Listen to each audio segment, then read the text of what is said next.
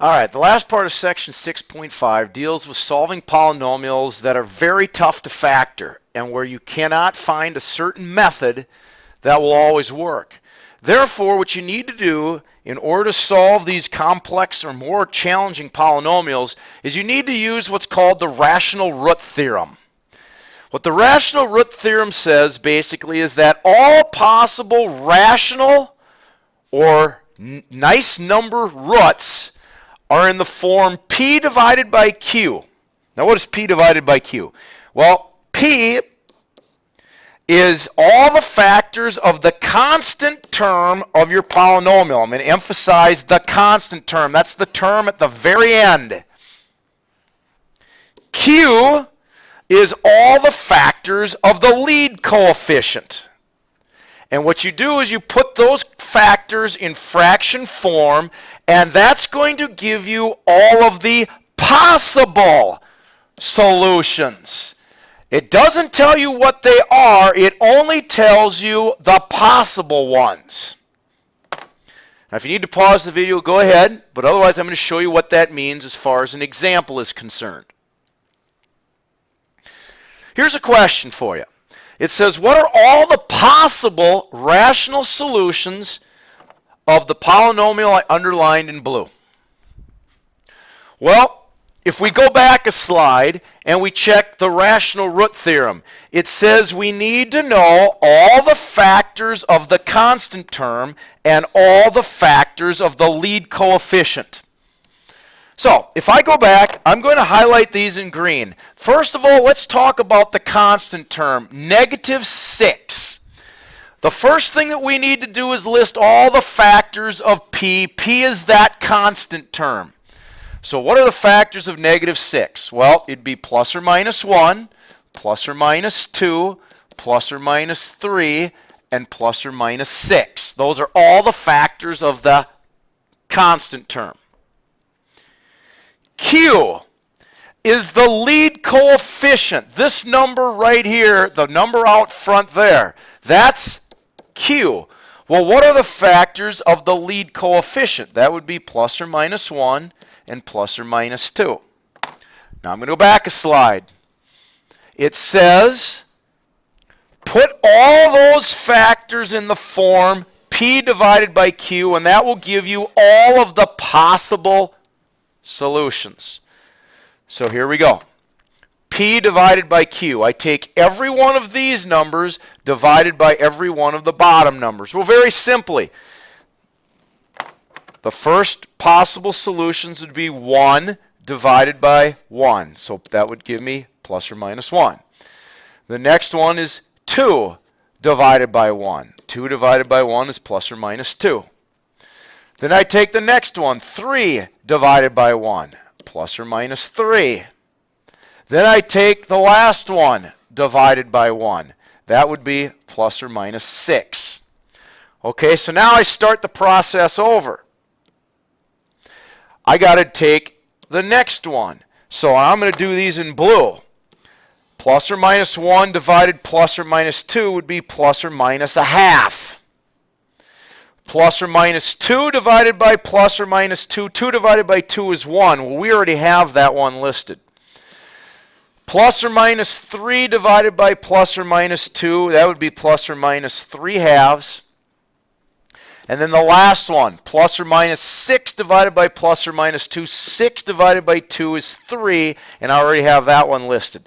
So what I have now in my red box are all the possible solutions to my polynomial P in rational form.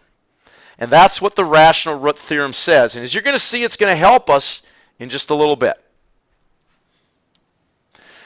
The next theorem in section 6.5 is called the irrational root theorem. Very simply, it says when you solve a polynomial, if you have irrational roots, they come in pairs. So for instance, if a plus the square root of b is a solution, then you automatically know its conjugate, or a minus b, is also a solution. That's all it says. Very simply. So let's say I know that 3 plus the square root of 7 is a solution to any polynomial that I'm solving. Then what would be another solution to the polynomial? Well, without it doing any work, you know its conjugate is also a solution, so therefore 3 minus the square root of 7 would be another solution. Just change the sign in front of the irrational part. That's all it says. So remember that. That's going to also be very, very important. Irrational roots come in pairs. Now, let's take all that information and solve a more challenging polynomial. Here's your problem. I want to find all the solutions of 2x to the third plus 2x squared minus 21x minus 9 equals 0. It's a third degree polynomial. That means there must be 3 solutions to the problem. Well, first of all, is it factorable? You're going to discover no, it's not factorable. There's no way that you can factor this. There is no known method to factor it. Well, where do you begin? Well, step 1, where you begin is you need to list all the possible rational solutions. I'm going to go back a couple slides here. I'm going to go back to this slide at the very beginning. We need to list all these possible solutions to this problem. Okay, well, so therefore we need to find the factors of the constant term. Got to do that first. Our constant term is negative 9. Well, what are the factors of negative 9? Well, I'm going to write these in black. Plus or minus 1, plus or minus 3, plus or minus 9 are the only factors of that. Now I need to find the factors of the lead coefficient. I'm going to write those in black. The lead coefficient is 2. What are the factors of 2? Plus or minus 1, plus or minus 2. Okay, so finally, in the black box, I'm going to list all the possible solutions to this problem. All the possible rational solutions to this problem. Well, again, you take these divided by these. So plus or minus 1 divided by plus or minus 1, that's plus or minus 1. Plus or minus 3 divided by plus or minus 1 is plus or minus 3. Plus or minus 9 divided by plus or minus 1 is plus or minus 9. And now we start over with the 2. So plus or minus 1 divided by plus or minus 2, that's plus or minus a half. Plus or minus 3 divided by plus or minus 2, that's plus or minus 3 halves. And last, plus or minus 9 divided by plus or minus 2 is plus or minus 9 halves. All right, so now you've listed your possible solutions. The next thing to do is to type this equation in your graphing calculator. So everybody go ahead, type this in your graphing calculator. And we need to use your calculator and find one solution. That's got to be in this box here. Well, if you take a look at the graph, it looks something like this. Now you're going to discover that what I circle in green, these 2 roots right here are not nice roots. They're goofy decimals. Well, those aren't in this box. The only possible solution that's in this box and on this graph is that number right there. That number is 3. It's in my possible solutions. So it says find one root. Find one root. So therefore it looks like x equals 3 is a solution to this problem. Well, step 3. The only way that you can test that is you've got to test and see using synthetic division. Now you learned that if 3 is a root, therefore the remainder better be 0. So now let's write out our coefficients from our polynomial way at the top, which would be 2, 2, negative 21, and negative 9. And let's see if 3 really is a solution to this problem. So I bring down the 2. 3 times 2 is 6. Add the two numbers together and get 8. 3 times 8, 3 times 8. See if I can go back a hair here.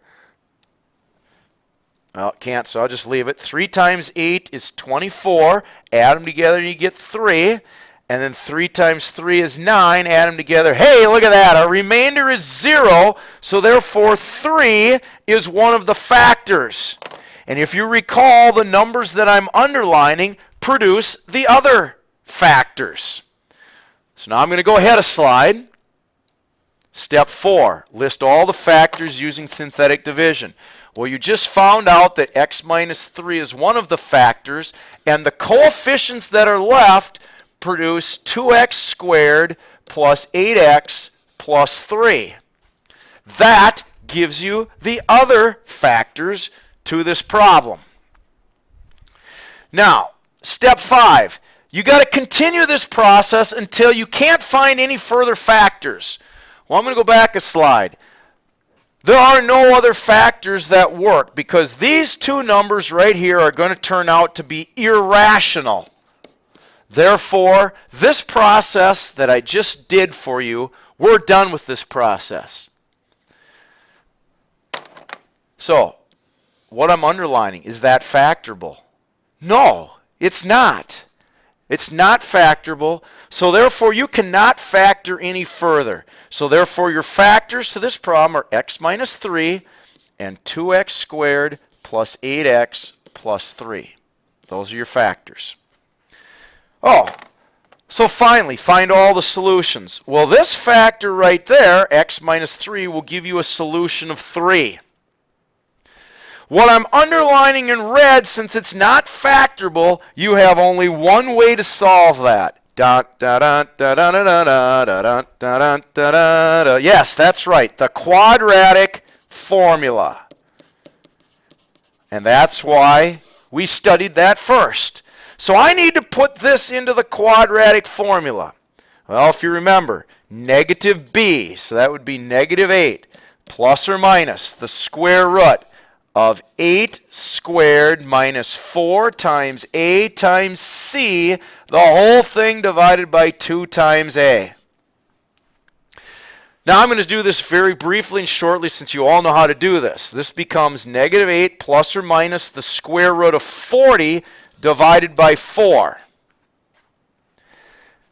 The square root of 40 has a perfect square in it. That's negative 8 plus or minus the square root of 4 times the square root of 10, the whole thing divided by 4. That square root becomes the number 2.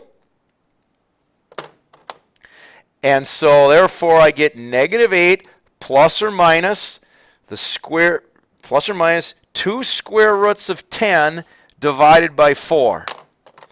And finally, these numbers reduce, just like we did earlier. Negative 8 divided by 4 is negative 2, plus or minus, and then 2 divided by 4 is half, or which would be the square root of 10 divided by 2. And there are your 3 solutions to this polynomial. One of them is rational. These 2 are irrational. And if you notice, they come in pairs. And people, that is the process you use to solve these polynomials. If you have further questions, please ask me during class.